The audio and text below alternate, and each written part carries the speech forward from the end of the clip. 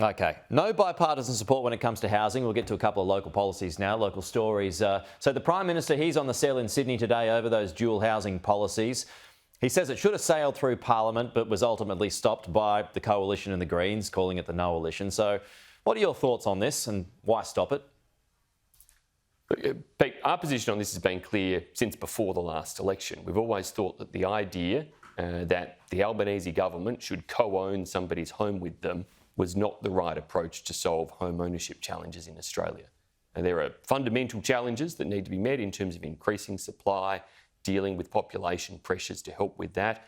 And indeed, we have an alternative policy that has equally been out for a long time, enabling Australians to have their own superannuation fund co-own part of their home with them. It's a much better way for them to be in total control of home ownership rather than having the government as a co-owner.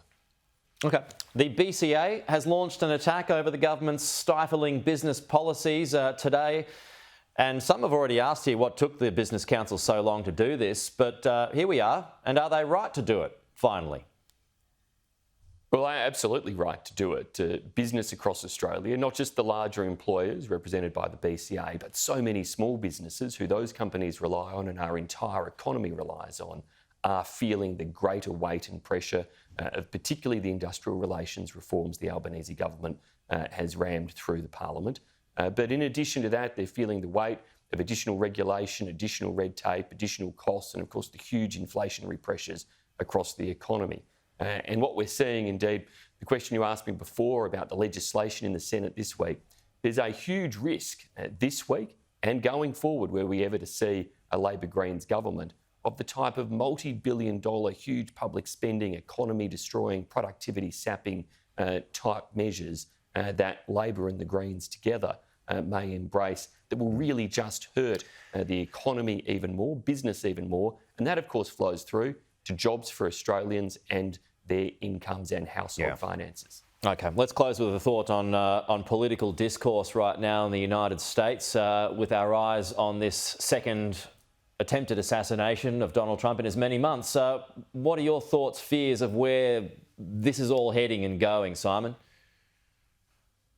Pete, I'd make 2 points. The first is we should continue to have confidence in US democracy. And the US has seen many troubled times before, and we can think back particularly to the 1960s and the assassinations of John F. Kennedy, Bobby Kennedy, Martin Luther King Jr., the type of discord that has gotten out of control before we have seen, and we hope not to see a repeat of that in the current era.